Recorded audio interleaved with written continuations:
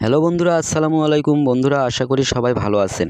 বন্ধুরা, ফেসবুক থেকে, ইউটিউব থেকে, সোশ্যাল মিডিয়া প্ল্যাটফর্ম থেকে অনেকেই কিন্তু ইনকাম করতে চাচ্ছেন।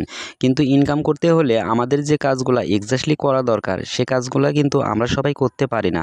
আজকের ভিডিওতে বিশেষ কয়েকটি কাজগুলো সম্পর্কে বলবো, যে কাজগুলো যদি প্রতিনিয়ত করতে থাকেন তাহলে কোনো একদিন আপনি ইউটিউব হতে পারে, ফেসবুক হতে পারে, যে কোনো অনলাইন সোশ্যাল মিডিয়া প্ল্যাটফর্ম হতে পারে, সেখানে আপনি সাকসেস হবেন এবং সেখান থেকে হিউজ পরিমাণ ডলার ইনকাম করতে পারবেন।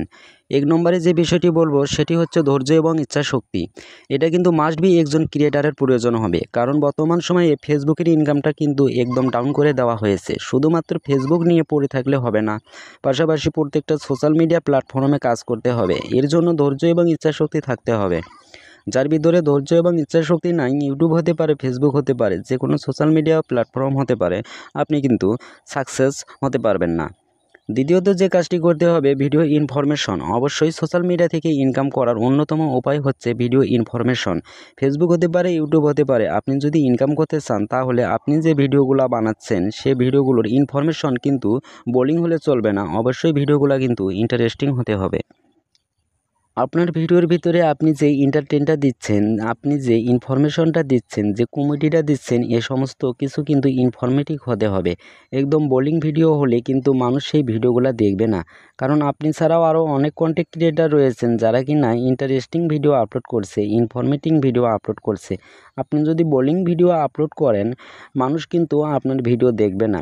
তবে হ্যাঁ, একটা সময় মানুষের সামনে একদিন ভিডিও যাবে, তারপর ইউটিউব অ্যালগোরিদম বলেন কিংবা অনলাইন প্ল্যাটফর্মের যে অ্যালগোরিদম সিস্টেম আছে তারা কিন্তু তাদের সামনে ভিডিওগুলো আর নিয়ে যাবে না, কারণ অ্যালগোরিদম সিস্টেম বুঝে গেছে আপনার ভিডিওর ভিতরে কোনো ইনফরমেশন নেই, কোনো ইন্টারেস্টিং নেই। সেক্ষেত্রে আপনার ভিডিওর রিচ এঙ্গেজমেন্ট কখনো বাড়বে না।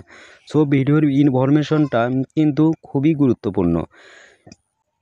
তৃতীয় নম্বরে যে কাজটি করতে হবে, আপনি যে ভিডিও বানাচ্ছেন সেই ভিডিওটা আপলোড করতে হবে এবং এই আপলোড টাইটেল খুব সুন্দর করে লিখতে হবে, কারণ এই টাইটেল পড়ে মানুষ কিন্তু আপনার ভিডিওর ভিতরে প্রবেশ করবে। তারপর যে থাম্বনেলটা দৃঢ় করে এডিট করতে হবে, কারণ থাম্বনেলের উপর ভিত্তি করে ভিডিও দেখার আকর্ষণ বাড়ে। চতুর্থ নম্বরে যে কাজটির কথা বলবো, আপনি যে ভিডিওটা তৈরি করছেন তা অবশ্যই ভালো করে এডিট করতে হবে। সুন্দর করে এডিট হলে ভিডিও মানুষ দেখবে, লাইক দিবে, কমেন্টস দিবে। অবশ্যই এডিটিংয়ে আপনাকে আপনার ভিডিওতে সুন্দর করে ফুটে তুলতে হবে। একদম শেষে 5 নম্বরে ভিডিও আপলোড করার সময় আপনাকে সুন্দর করে ভিডিওটা এসইও করতে হবে, কারণ ইউটিউব বলেন, ফেসবুক বলেন, যে সার্চ অপশন আছে সেখানে মানুষ সার্চ করলে যেন আপনার ভিডিওটা সবার আগে চলে আসে। আমরা শুধুমাত্র দেখি ভিডিও আপলোড করলাম, ভিউ হচ্ছে না, ফলোয়ার পাচ্ছে না, এগুলো না দেখে আমি যে কথাগুলো বললাম তা মেনটেন করে চলেন। অবশ্যই বন্ধুগণ, শিডিউল করে ভিডিও আপলোড করবেন এবং এই নিয়ে আরও কোনো সমস্যা থাকলে কমেন্টসে জানাবেন। বন্ধুগণ, ভালো থাকবেন, সুস্থ থাকবেন।